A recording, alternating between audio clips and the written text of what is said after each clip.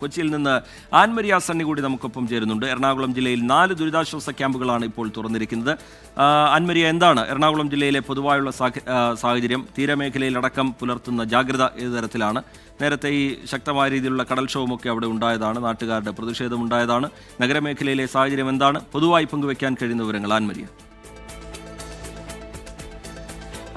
എറണാകുളം ജില്ലയുടെ തീരദേശ മേഖലകളിലും അതുപോലെ തന്നെ മലയോര നഗരപ്രദേശങ്ങളിലും ശക്തമായിട്ടുള്ള മഴ അത് തുടരുകയാണ്. നഗരപ്രദേശങ്ങളിലേക്ക് വരികയാണെങ്കിൽ ഇടവിട്ടുള്ള ശക്തമായിട്ടുള്ള മഴയാണ് ഈ കഴിഞ്ഞ കുറച്ച് മണിക്കൂറുകളായിട്ട് നമ്മൾ കണ്ടുകൊണ്ടിരിക്കുന്നത്. അതോടൊപ്പം തന്നെ മലയോര മേഖലയിൽ അതിശക്തമായിട്ടുള്ള മഴ അത് തുടർച്ചയായിട്ട് പെയ്യുന്നത് കൊണ്ട് തന്നെ അതീവ ജാഗ്രതാ നിർദ്ദേശം എറണാകുളം ജില്ലയുടെ മലയോര മേഖലകൾക്കും നൽകിയിട്ടുണ്ട്. മാത്രമല്ല, കടൽക്ഷോഭം ഉൾപ്പെടെയുള്ള കാര്യങ്ങളിലേക്ക് ഈ രീതിയിൽ മഴ തുടരുകയാണ് എങ്കിൽ സ്ഥിതിഗതികൾ രൂക്ഷമാകുന്ന സാഹചര്യത്തിൽ തീരപ്രദേശങ്ങളിൽ താമസിക്കുന്നവർക്ക് അതീവ ജാഗ്രത നിർദ്ദേശം നൽകിയിട്ടുണ്ട്. സുരക്ഷിതമായ മേഖലകളിലേക്ക് മാറി താമസിക്കണമെന്നുൾപ്പെടെയുള്ള കാര്യങ്ങൾ ജില്ലാ ഭരണകൂടം നൽകിയിട്ടുണ്ട്. മാത്രമല്ല, എറണാകുളം ജില്ലയെ സംബന്ധിച്ചിടത്തോളം 4 ദുരിതാശ്വാസ ക്യാമ്പുകളാണ് ഇന്ന് തുറന്നിരിക്കുന്നത്. Cheriyakadavu saint Joseph parish hall, Kuttikattukara GUPS, Muvattupuzha Vazhappally JB school, Paravur Kunnukara GULP school എന്നിവിടങ്ങളിലാണ് ഈ ക്യാമ്പുകൾ തുറന്നിരിക്കുന്നത്. ജില്ലയിൽ മറ്റൊരു പ്രധാനപ്പെട്ട കാര്യം അല്ലെങ്കിൽ ഒരു ആശങ്ക നിലനിൽക്കുന്നത് നദീതീരങ്ങളിലെ ഈ ജലനിരപ്പ് ഉയർന്നതാണ്.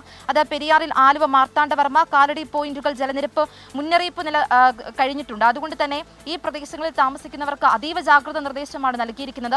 അതുകൊണ്ട് തന്നെ ഈ കളമശ്ശേരി മേഖലകളിൽ ഉൾപ്പെടെ ഈ കളമശ്ശേരിയിലെ താഴ്ന്ന പ്രദേശങ്ങളിലൊക്കെ വീടുകളിലേക്ക് വെള്ളം കയറിയിട്ടുണ്ട്. ഇന്ന് രാവിലെ മുതൽ പെയ്യുന്ന കനത്ത മഴയിൽ രാവിലെയോടുകൂടി തന്നെ ഈ പ്രദേശങ്ങളിലെ മിക്ക ഭാഗങ്ങളിലേക്കും, അത് ഈ ബോസ്കോ കോളനി, പറവൂലം, അംഗൻവാടി എന്നീ ഭാഗങ്ങളിലൊക്കെ ശക്തമായിട്ടുള്ള ഈ വെള്ളം കയറുന്ന ഒരു സാഹചര്യം ഉണ്ടായിരുന്നത് കൊണ്ട് തന്നെ ഈ പ്രദേശങ്ങളിലുള്ളവരെ എല്ലാം നിലവിൽ മാറ്റി താമസിപ്പിച്ചിട്ടുണ്ട്. മാത്രമല്ല, 24 കുടുംബങ്ങളെ ഈ ക്യാമ്പുകളിൽ കഴിയുന്ന 4 ക്യാമ്പുകളാണ് തുറന്നിരിക്കുന്നത്. ആ ക്യാമ്പുകളിൽ 24 കുടുംബങ്ങളെയാണ് നിലവിൽ മാറ്റി പാർപ്പിച്ചിരിക്കുന്നത്. മഴയുടെ ശക്തി ഈ രീതിയിൽ തുടരുകയാണ് എങ്കിൽ ഇതിൽ കൂടുതൽ ദുരിതാശ്വാസ ക്യാമ്പുകൾ പ്രവർത്തിക്കുമെന്നും ജില്ലാ ഭരണകൂടം അറിയിച്ചിട്ടുണ്ട്. നാളെ എറണാകുളം ജില്ലയിലെ വിദ്യാഭ്യാസ സ്ഥാപനങ്ങൾക്ക് അവധിയാണ്. റിജിത്ത്.